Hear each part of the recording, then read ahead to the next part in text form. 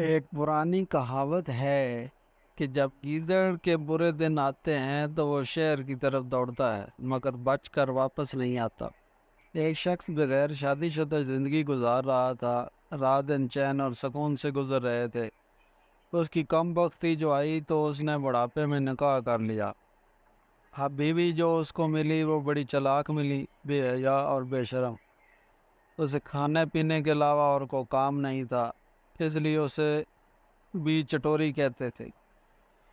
ایک دن کی بات ہے کہ ان کے گھر میں مہمان آیا۔ بوڑھا 1 کلو گوشت لے آیا اور بیوی سے کہا کہ اسے اچھی طرح پکا کر مہمان کے لیے کھانا تیار کر دے۔ گوشت بھونتے بھونتے بیوی کے دل للچایا اور وہ ایک ایک بوٹی چن کر کھا گئی۔ جب ہانڈی بالکل خالی ہو گئی تو اپنے میاں کو آواز دی کہ اندر آنا۔ شور آیا تو بولی کہ میں مسالہ بھون رہی تھی۔ گوشت بھون کر شیلف کے اوپر رکھا تھا کہ کہیں سے یہ نگوڑی بلی آ گئی اور چٹ پٹ تمام بوٹیاں اڑا گئی۔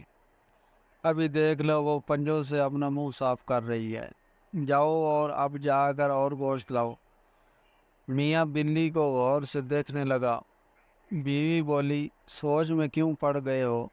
غور اور فکر پھر کر لینا، اب بلی تو تمہیں گوشت واپس نہیں کرے گی۔ میاں کچھ نہ بولا اور اٹھ کر ترازو لے آیا۔ بلی کو ایک پلڑے میں ڈال کر جو تولا تو وزن میں پوری 1 کلو ہی نکلی۔ اب وہ اپنی بیوی سے مخاطب ہوا اور پوچھنے لگا، بے حیا، اتنا بتا کہ میں 1 کلو گوشت لایا تھا اور تیرے سامنے ہی لے کر آیا تھا۔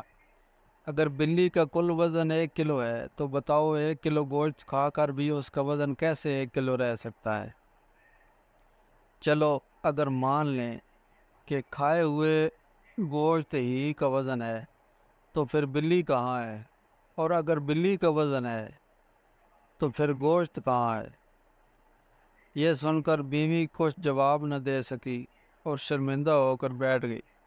دوستو، جھوٹی بات بنانے سے نہیں بنتی اور آخر جھوٹ بولنے والا شخص ہی ذلیل ہوتا ہے۔